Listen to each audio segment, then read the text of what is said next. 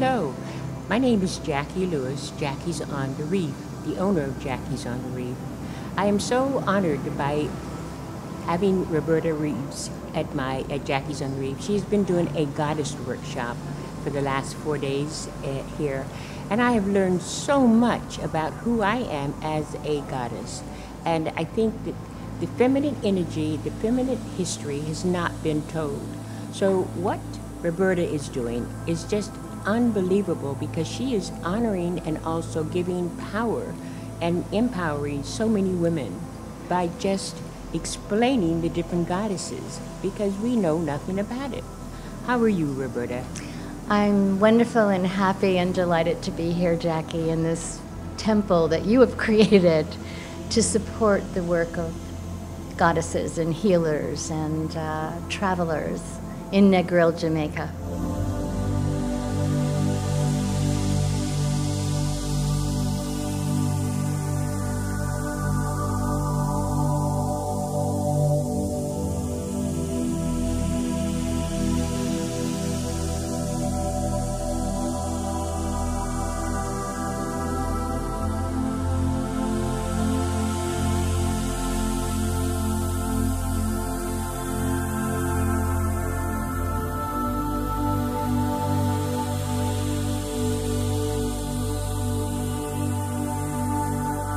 Would you kind of explain, first of all, let's go with, Roberta had us making our own mask. And so that was part of a total, a one-day workshop. We did masks, we did mandalas, and we did scarves. We did our tie-dye scarves, we each, so we could be dancing and be flowing with the beautiful fabric. So would you explain a little bit about what the purpose and the significance of these masks? Masks and veils and mandalas are practices that we do with our hands called sadhana.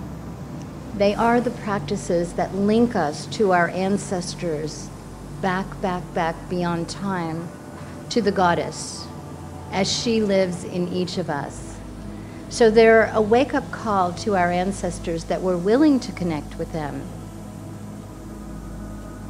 and willing to listen to their voices and let them, through these myths, through these practices, inform our lives.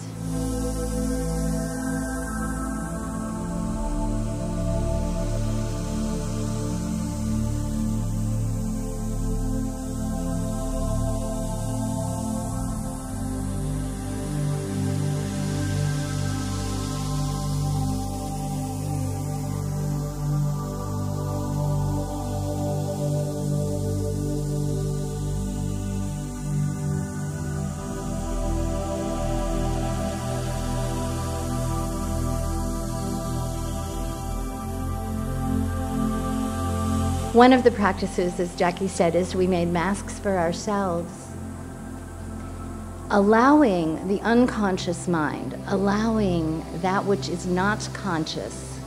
It's not subconscious, it's unconscious, not below consciousness by any stretch. Come up and inform our mask of an element of ourselves, of who we are, who wants to be expressed here. And then that evening we sat in circle, put your mask on, and we put our masks on, and we spoke with the voice of our goddess.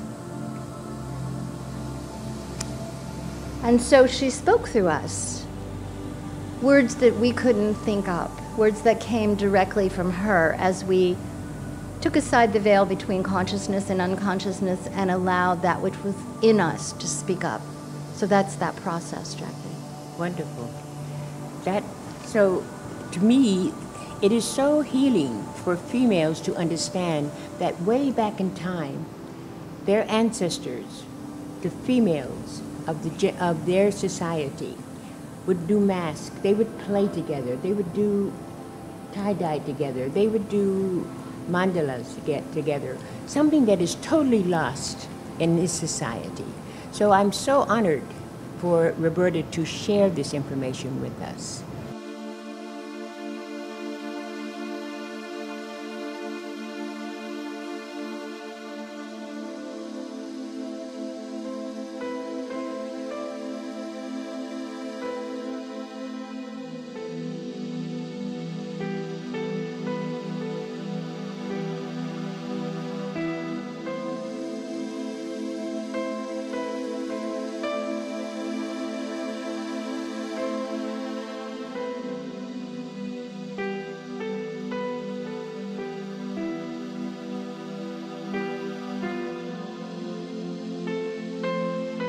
other thing was,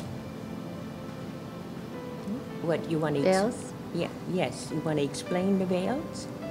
Well, I can, yes. Okay, so veils, an interesting dynamic. The tarot are images that speak to our unconscious mind. In the Wheel of Fortune card, there's an anagram, and it says, Rota Tarot Orat Torah Ator. It means the Wheel of the Tarot speaks the law of Hathor, who was a precursor to the goddess Isis. This is the language of the goddess. There are no words, there are symbols that speak directly to our soul, to our deepest levels. It bypasses the conscious mind. As I said with the masks, it's not your conscious thinking up, oh, what am I going to say? No. It's giving over. So the veils symbolize the veil in the temple of the high priestess. The first experience that the soul has when it comes into incarnation is the magician and the high priestess. And there is a veil between the conscious mind and the unconscious mind. She sits behind two columns, much as we are sitting beside two columns here in Jackie's temple. And she is our link to that part of us that we don't know. Carl Jung has said, the unconscious is 90% pure gold. Many of the goddesses descend to the darkness, the story of life, death, and rebirth. That we all live as modern women, life, death, and rebirth. Which lifetime? Who was that woman that married that man? Who was the woman that taught yoga? Who was the woman that lost something to the mermaid? Different incarnations in the same life. We have no mythology to address that. And so we see it as a form of disease or illness, and we medicate ourselves instead of taking the journey to the depths.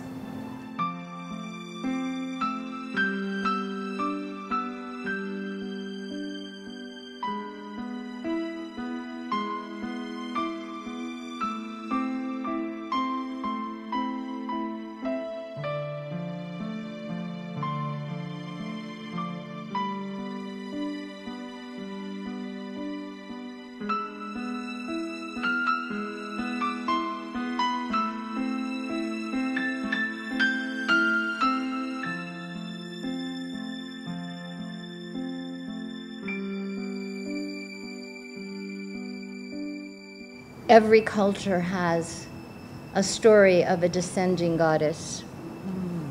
Every story. Life, death, and rebirth, the cycles of nature, that's what ties us to her. The trees lose their leaves, and they're born again in the spring. In Greece, it was Persephone and Demeter. In Rome, it was Proserpina and Hestia. In Sumeria, it was the goddess Inanna who descended to the underworld and reaped the knowledge. The god said to her, Inanna, why do you want to go to the underworld? You have all the knowledge of heaven and earth. Why would you want to go to the underworld? She says, to meet my dark sister. So she gets all dressed up in her traveling clothes and descends the 7 gates of hell until she is a corpse hanging on a hook in the bowels of hell. And she ascends, much as in our everyday lives we die. Things are ripped from us like Velcro. Our children, our marriage, our career, our country. How do we survive those losses? The mythology gives us a story. It's part of being the goddess.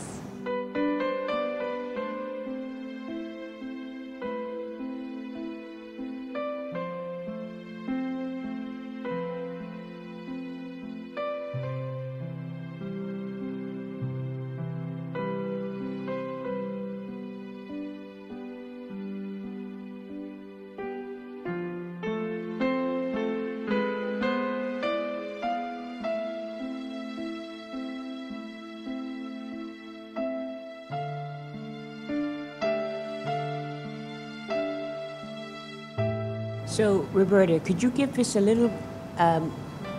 For me, it was very interesting, the Black Madonna and the Madonna of Christianity. The two, a little bit, just a synopsis of the two. That would really be wonderful for me. All right, Jackie. So, again, I'm going to call your attention to the tarot because it images this split. Our Lady has been split in two. There is the high priestess, the pure, the chaste Madonna, the spiritual mother. Jung called her Mater Spiritualis. And then there is Mater Natura, Mother Nature. Upper three chakras, lower three chakras, bound at the heart. In our culture, the high priestess and the empress are split. They're split into the pure, chaste, spiritual mother. And then the Madonna, who is dark and unknown. Mary Magdalene. So our job, I feel, Jackie, is to help women put these two together again and to feel how it feels to make fabric. Feel the fabric in your hands. Mm-hmm. See the beauty and the delight of the colors. See the joy in creating. A lot of this work is about creating with our hands to do the practices and issuing forth a gift.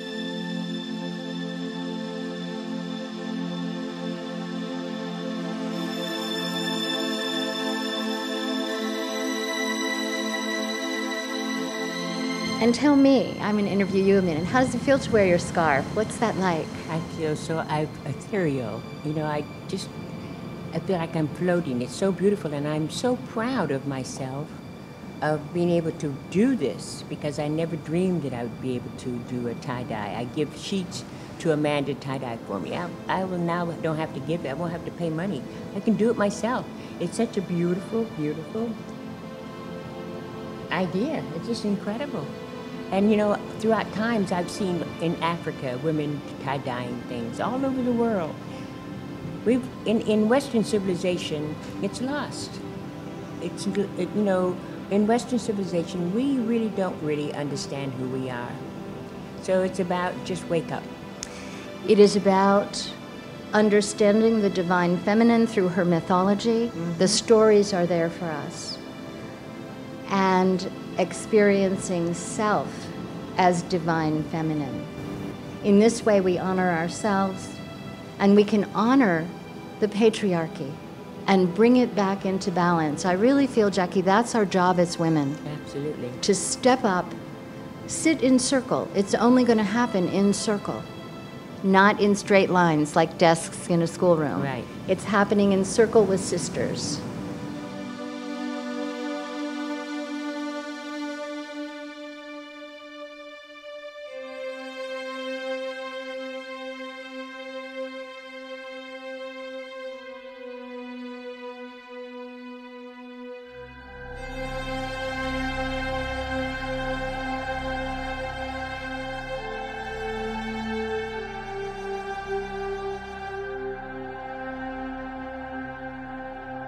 Well, thank you, Roberta. Thank you so much.